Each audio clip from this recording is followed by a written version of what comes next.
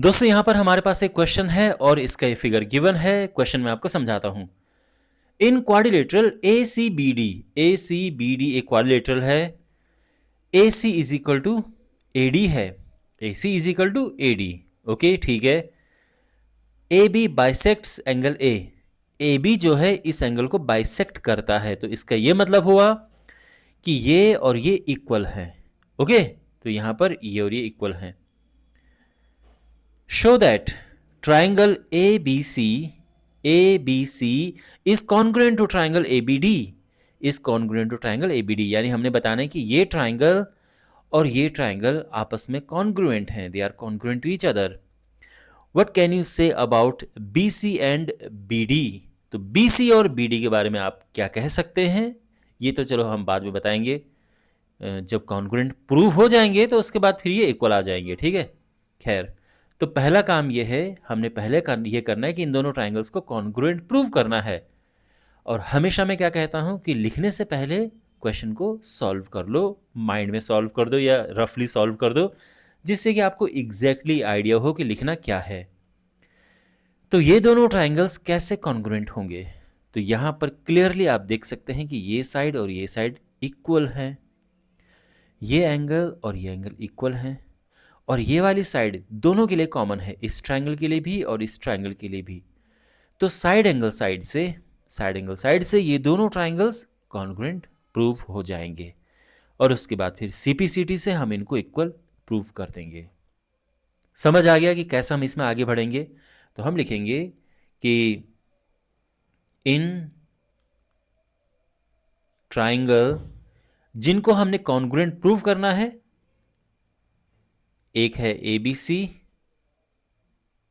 And triangle A B D, तो उनको लेते हैं, ठीक है, जिन्हें हमने कॉन्ग्रुएंट प्रूव करना है। तो इसमें क्या क्या है, तो देखो सबसे पहले तो लिखते हैं कि A C is equal to A D. A C is equal to A D है, और ये क्यों है? क्योंकि क्वेश्चन में गिवन है ये। उसके अलावा ये एंगल यानी angle C A B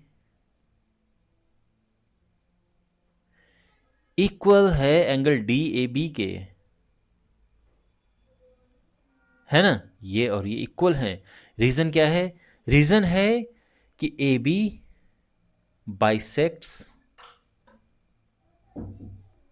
angle A and, और अब हमारे पास है ए बी जो दोनों के लिए कॉमन है। So A B is equal to A B and it's common for both. Got it? So therefore triangle A B C is congruent to triangle A B D. और कौन से rule से congruent है, कौन से criterion से congruent है? ये हैं by side angle side rule. Okay, वैसे प्रॉपर वे है लिखने का by side angle side criterion of congruency, but in short ये लिख देते हैं। और ये कॉन्ग्रुएंट हो चुके हैं, फर्स्ट पार्ट हो गया है, हेंस प्रूव्ड। ओके, और अब देयरफॉर और सिंपली आप लिख सकते हैं कि सिंस, या तो आप डायरेक्टली इसमें लिख सकते हो कि and B C is equal to B D, है ना। ये और ये इक्वल हैं, क्यों? इसको सिंपली हम कहते हैं बाय सीपीसीटी। मतलब देखो, एक बार ही जब ट्राइंगल्स कॉन्ग्रुएंट प्रूव हो जाते हैं तो इनके कॉरेस्पॉन्डिंग पार्ट्स इक्वल होते हैं।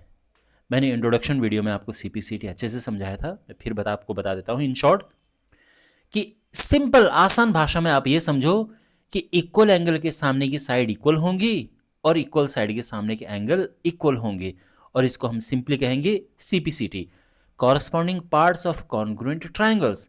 तो ये कॉन्ग्रुएंट ट्राइंगल्स हैं और इनके कॉरेस्पॉन्डिंग पार्ट्स हैं। जो आपको इक्वल एंगल देखे वो कॉरेस्पॉन्डिंग होते हैं, उनके सामने की साइड भी कॉरेस्पॉन्डिंग है, कॉरेस्पॉन्डिंग साइड्स। तो ये कॉरेस्पॉन्डिंग पार्ट्स हैं, कॉन्ग्रुएंट ट्राइंगल्स के कॉरेस्पॉन्डिंग पार्ट्स इक्वल होते हैं।